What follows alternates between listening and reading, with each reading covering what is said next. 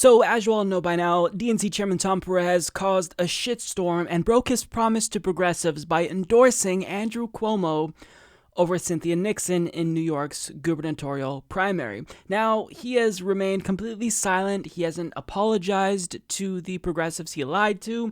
He hasn't said anything.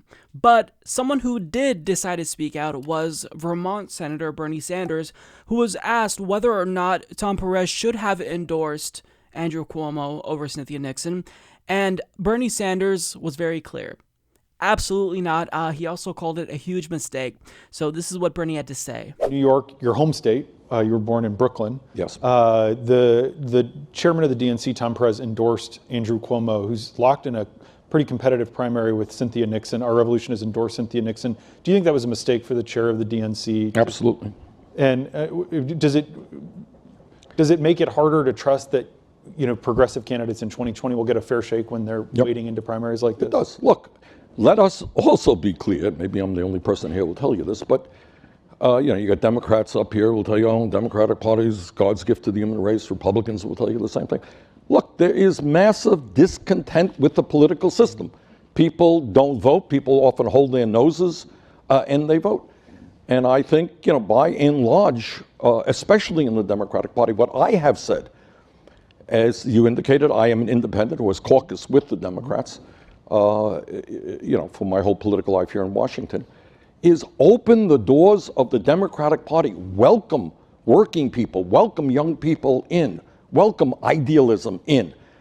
So when you have the head of the DNC, and I've worked okay with Perez on some areas, and I'll mention that in a moment, but to endorse one candidate over the other is not what the chair of the DNC should be doing. Now, one of the areas that we have worked on, we will see what happens, man, and this will be a very big deal. Right now, as you know, when I ran, you had many super delegates, almost all of whom ended up supporting Hillary Clinton. And I think there is a widespread understanding that's just not right. And in fact, you had super delegates voting for Clinton in states that I won pretty handsomely. Right. And I think there is a general feeling that that does not make a lot of sense. And now there is agreement among Tom Perez and a lot of the Clinton people, as well as our people, who came together and what Clinton and I formed what we called a Democratic Unity Reform Committee, to say that we should substantially reduce the number of superdelegates, actually by about 70%. Some people think we should eliminate them all, and I could certainly support that. Will that happen? Well, we will see. Pay attention to that. Right. And then you got other issues. In New York State, we talk about voter suppression, one of the great problems of our country. It's not just money in politics. You got Republican governors and attorneys general all over this country trying to make it harder for poor people or people of color to vote. How outrageous is that? Go to New York State and find out that if you're going to participate in the Democratic primary, you have got to be registered as a Democrat 6 months before that primary. And when I ran in 2016, 3 million people in New York State were ineligible to vote. Does that make any sense? No. So those are the kinds of hurdles and obstacles that I think Democratic leadership has got to transform, change. So as usual, I think that everything that Bernie Sanders said there was on point. Yes, of course it was a mistake after you promised progressives that you will remain neutral and let voters make their choice in primaries. Well, you broke that promise and pissed us off, and we haven't gotten an apology, no official statement, nothing.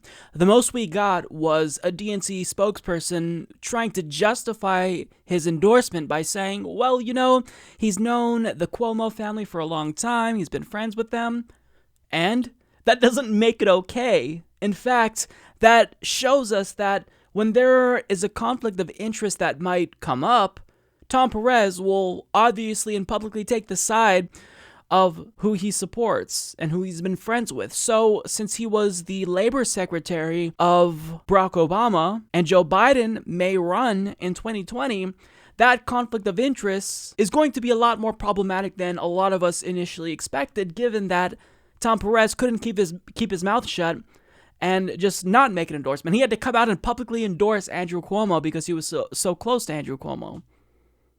So, obviously, when the host there said, does this make it harder to trust that 2020 candidates will get a fair shake? Bernie Sanders agreed with that because of course it does.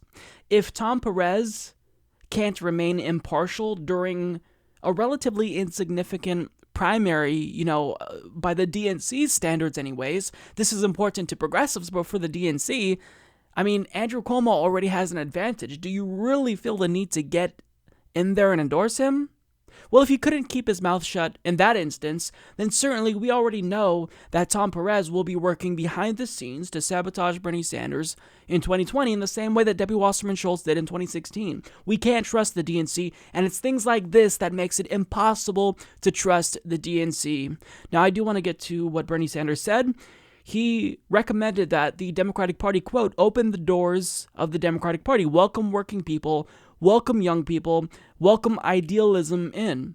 And this really is a no-brainer for any party who actually wants to win.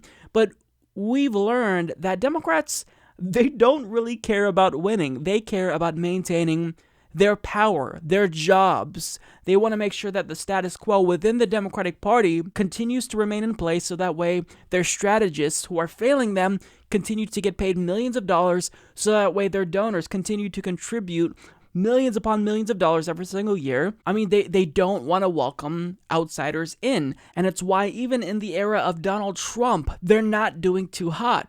Now, Bernie Sanders also kind of veered off and talked about superdelegates, saying you had some superdelegates voting for Clinton in states that I won pretty handsomely. And I think there is a general feeling that that doesn't make a lot of sense. Now, one thing I want to say is that when it comes to superdelegates, there were a lot of centrist Democrats and Democratic Party loyalists at the time that were accusing Bernie Sanders, ironically, of trying to steal the nomination from Clinton, because the argument was that he was trying to flip superdelegates that were going to vote for Clinton after she had already won the nomination.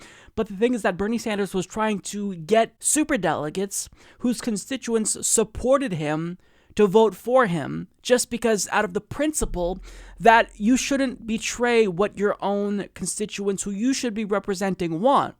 So the fact that he won states and those superdelegates still cast their vote for Hillary Clinton, it's absurd. It shows that the party doesn't care about what voters want. They only care about what they want. Now, he also talked about the hurdles Democrats put up using closed primaries as an example, and how you had to be registered in the Democratic Party 6 months before the New York primary took place in order to vote for someone like Bernie Sanders. So obviously, that is completely unacceptable. And for a party to often rightly and justifiably speak out against the GOP's voter suppression tactics, they should look in the mirror and make sure that they enfranchise as many voters as possible. But disenfranchising voters is a strategy for Democrats. It's why they're fighting so hard to keep primaries closed, and why so many of them are throwing temper tantrums at the prospect of eliminating superdelegates, or not even eliminating, at reducing the influence of superdelegates. It's because disenfranchising voters is how they keep power. Keeping people out of the Democratic Party is how they maintain their power. You bring in new blood, they may lose their jobs, but they also may lose their seats, but they don't care. So long as the status quo remains intact, that's all they care about. So getting back to the issue at hand, the main question about Tom Perez, Bernie Sanders was absolutely right to unequivocally denounce what Tom Perez did, and this gives me another opportunity to plug the petition where thousands upon thousands of people have now called on DNC Chairman Tom Perez to resign. I'm still getting a lot of feedback and really pushback from progressives saying that really this isn't going to go anywhere and it's not important. But again, you have nothing to lose by signing this petition. All you're doing is making your voice heard.